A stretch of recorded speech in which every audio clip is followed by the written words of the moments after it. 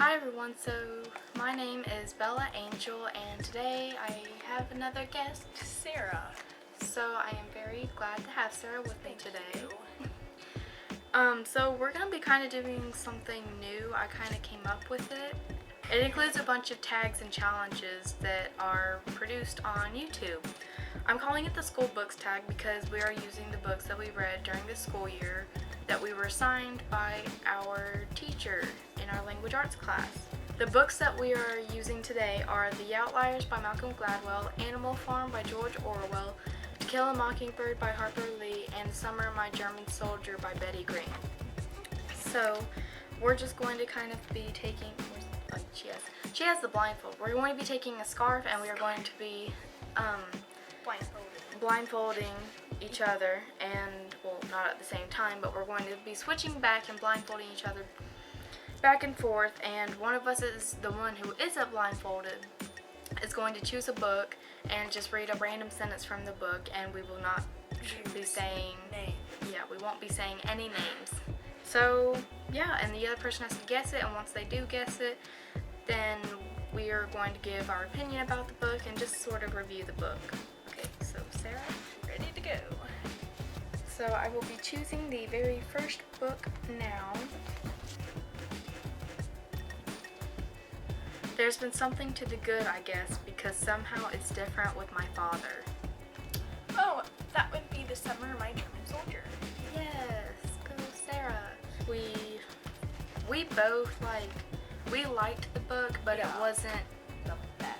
Yeah, it was different from other books, and I guess that's kind of why I liked it. You do learn a little bit about this time period that they're going through, and World War II. yeah, Do you want to read the summary of your book? sure. Yeah, we have two different versions, and they both have different summaries, so I guess I'll read mine first. It was a summer that Patty would always remember. From the minutes before the train pulled into the Jenkinsville, Arkansas station, Patty Bergen knew something exciting was going to happen, but she could never have imagined that her summer would be so memorable. German prisoners of war have arrived to make the prison camp in Jenkinsville their new home. To the rest of her town, these prisoners are Nazis, but to Patty, a young Jewish girl with a turbulent home life, one boy in particular becomes a friend. Anton relates to Patty in ways that her family never can, but when their forbidden relationship is discovered, will Patty risk her family and town for the understanding and love of one boy? Sarah's going to be reading The new book. So now Sarah's going to be reading her summary of her version of the book. It was a summer of love, a summer of hate, a summer that would last a lifetime. The summer that Patty Bergen turns 12 is a summer that will haunt her forever. When her small hometown in Arkansas becomes the site of a camp housing German soldier prisoners during World War II, Patty learns what it means to open her heart. Even though she's Jewish, she begins to see a prison escapee Anton not as a Nazi, but as a lonely, frightened young man with feelings not unlike her own, who understands and appreciates her in a way her parents never will. And Patty is willing to risk losing family, friends, even her freedom, for what has quickly become the most important part of her life. So, yeah, I guess that's kind of all we have to say about this book. Yeah. I mean, It wasn't just about love, which was good. you would want to read this book with a group, I think, because it will be easier to understand, and you'll just probably get a little bit more out of reading it with a group. By So, yourself. Now it's my turn to be blindfolded. Because I love being blindfolded. Okay. The authorities released us early the last day of school, and Blank and I walked home together. To Kill a Mockingbird. Yeah. Okay, so the book that we just did was To Kill a Mockingbird by Harper Lee. So this book is a classic.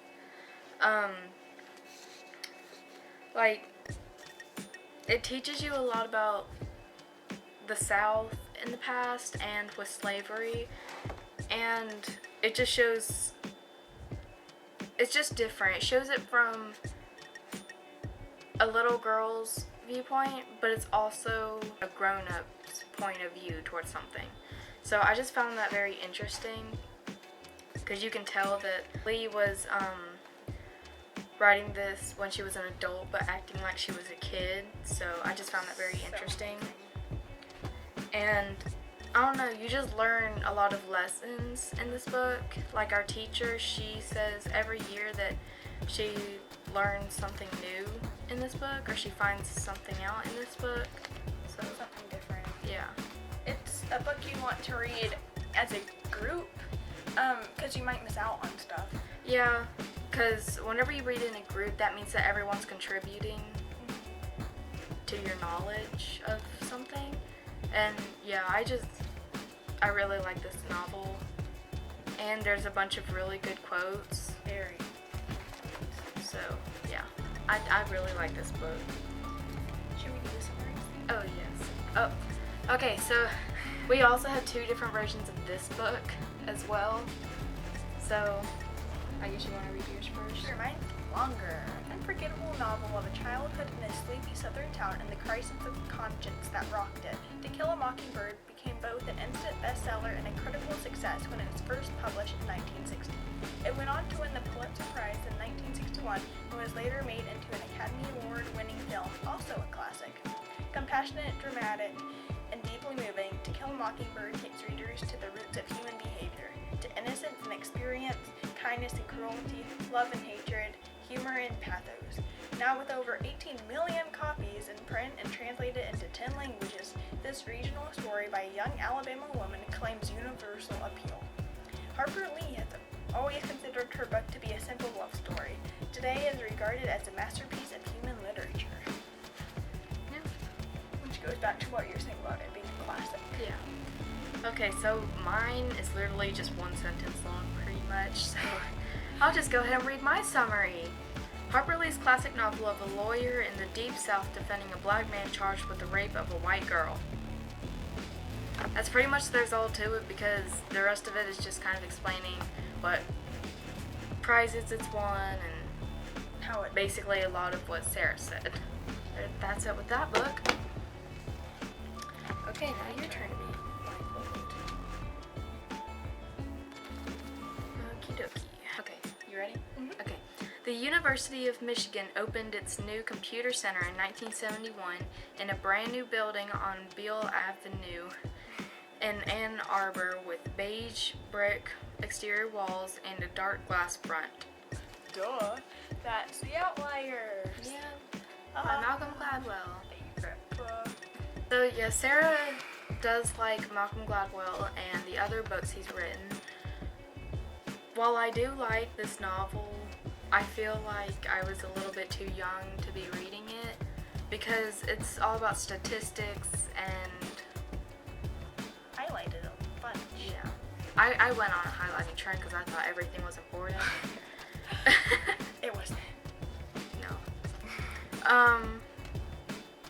But yeah, I mean, again, don't get me wrong, it is a great book. I believe that you have to read this to be able to work at Microsoft, but again, I'm not very sure of that. It's just a lot to comprehend as a 14-year-old, and I don't know, I feel like if I waited until I was a little bit older to read this, it would have been a lot better. So I might be reading this later on, who knows, and my views might change about stuff. I might have a better understanding of something. Yeah. So, Should we read the summary? yes, I guess we should. Do you want to read it? You should do the honors. Okay. In understanding the successful people, we have come to focus far too much on their intelligence and ambition and personality traits. Instead, Malcolm Gladwell argues in Outliers, we should look at the world that surrounds the successful, their culture, their family, their generation, and the idiosyncratic experiences of their upbringing. Along the way, Gladwell reveals what the Beatles and Bill Gates have in common, the reason you've never heard of the smartest man in the world, why almost no star hockey players are born in the fall, and why, when it comes to plane crashes, where the pilots are born matters as much as how well they are trained. The lives of outliers, people whose achievements fall outside normal experience, follow a peculiar and unexpected logic, and in uncovering that logic, Gladwell presents a fascinating and provocative blueprint for making the most of human potential. So again, it's a very interesting book. He has great views on things. Gets to the bottom of reasoning. And you do learn a lot from this book. I learned quite a bit actually. And you just, I don't know. It's a really good book, but Take your time on it. yeah. Don't rush through it. And you might only want to read this with like maybe a couple other people, but you might also want to look up some stuff as you're doing that, because I had to do that whenever I was reading it to be able to understand something. So yeah, I guess that's it.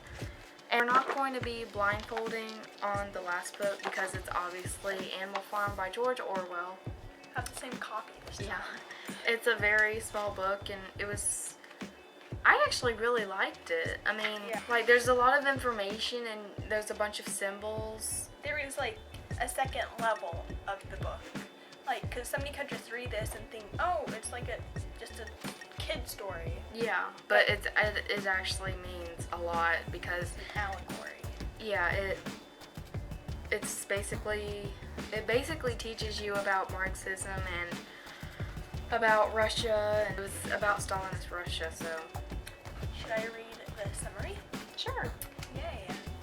A farm is taken over by its overworked, mistreated animals. With flaming idealism and stirring slogans, they set out to create a paradise of progress, justice, and equality. Thus, the stage is set for one of the most telling satiric fables ever penned, a razor-edged fairy tale for grown-ups that records the evolution from revolution against tyranny to totalitarianism just as terrible. When Animal Farm was first published, Stalinist Russia was seen as its target. Today, it is devastatingly clear that wherever and whenever freedom is attacked, under whatever banner, the cutting clarity and savage comedy of George Orwell's masterpiece have a meaning, a message that is still ferociously fresh. So yeah, that is a really good book, and I recommend it for anyone that wants to learn some stuff but also be interested in the story. But you need to also do your research. Yeah, you also need to You need to understand about Stalinist to Russia. understand like what characters represent what. So And it's out there. It's quite easy to find. I don't know about you, but I got all my school books from Barnes & Noble, I believe, but I may have gotten just a couple from Amazon, possibly. In case any of you guys are wondering, I am currently reading Harry Potter and the Goblet of Fire by J.K. Rowling. I did finish Prisoner of Azkaban, and I have the last 3 books right here. So I am very excited to be reading this book, and I'm almost done with it. I am currently reading The Time Machine by H.G. Wells. This is a summer school assignment, and this book is awesome. Of course, the time traveler goes in time, goes to the future, and he meets these people and sees how humanity has evolved. It looks like a utopia, but it's not. It's a dystopia. It's very deep. Okay, so another thing I'd like to mention is Bella's Book Blog does have a Facebook and an Instagram now, so you can go like my page and you can go follow me on Instagram. My Facebook is just Bella's Book Blogs. On Instagram, it's just all one word, no apostrophes, no underscores, no periods, nothing. It's just Bella's Book Blog.